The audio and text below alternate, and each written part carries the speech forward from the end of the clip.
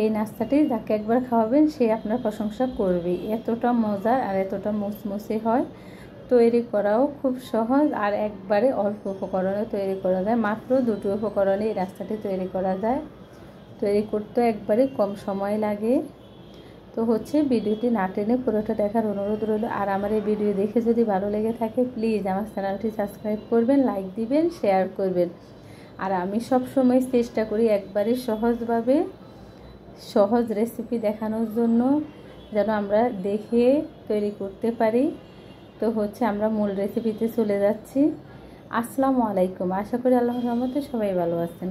তা আমি একটা সার্ভিং বলে 1/2 কাপ সাবু নিয়েছি। আপনারা যদি বেশি করে বানাতে চান তাহলে আপনারা বেশি করে সাবু নিতে পারেন।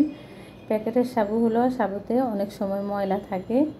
তা আমি 2টা ময়লা পেয়েছি, ময়লাগুলো উঠিয়ে নিয়েছি। এখন সাবুগুলো আমরা ধুয়ে নেব। আমি সাবুগুলো ধুয়ে নিচ্ছি। একবারে চেপে চেপে আমরা সাবু ডলবো না, একবারে নর্মাল হাতে একটু ধুয়ে নিব। আমি 2-3 বার করে সাবুগুলো ধুয়ে নিব। তা আমি 3 বার সাবুগুলো ধুয়ে নিয়েছি। এখন আমি 5 মিনিটের জন্য রেখে দেব, তাহলে সাবুগুলো একটু ভিজে সফট হবে। ফিরে আসছি 5 মিনিট পরে। দেখেন সাবুগুলো একবারে ঝরঝরা হয়ে ফুলে গেছে। এই জন্য আমি 1/2 কাপ নিয়েছি। দিয়ে দিয়েছি কিছুটা লবণ স্বাদ মতো, আর দিয়ে দেব 1টি ডিম। আপনারা যদি সাবু বাড়িয়ে নেন তাহলে ডিম বাড়িয়ে নেবেন। আর ডিম আপনাদের কম বেশি লাগতে পারে। সাবুগুলো যদি বড় বড় হয় তাহলে ডিম 2টা লাগতে পারে। আমার এখানে 1টা ডিমে হয়ে যাবে। তা আমি ডিম ভালো করে সাবুর সাথে মিশিয়ে নিব।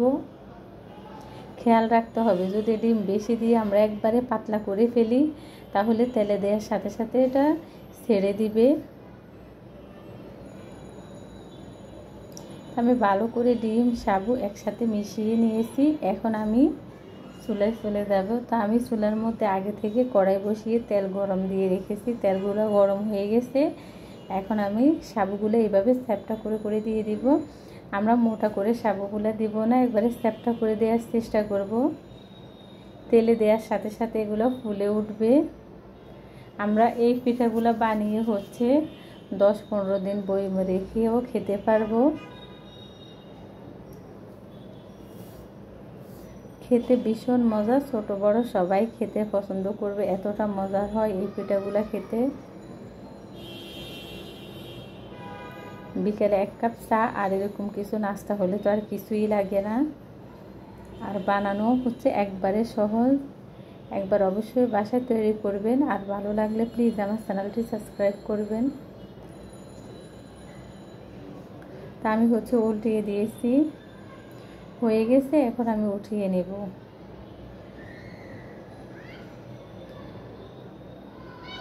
আমি একইভাবে সবগুলো পিঠা ভেজে নেব।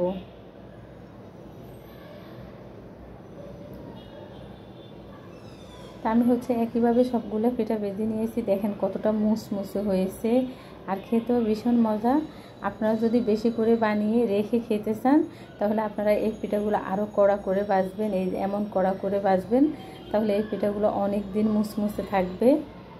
আর আমার এই রেসিপি যদি ভালো লেগে থাকে প্লিজ আমার চ্যানেলটি সাবস্ক্রাইব করবেন, লাইক দিবেন, শেয়ার করবেন। আসলে আপনাদের সাপোর্ট, আপনাদের ভালোবাসায় সামনে এগিয়ে যাওয়ার জন্য সাহায্য করবে। আপনারা যদি সাপোর্ট করেন তাহলে নতুন নতুন রেসিপি দেখাতে ভালো লাগে। সবাই ভালো থাকবেন। আল্লাহ হাফেজ।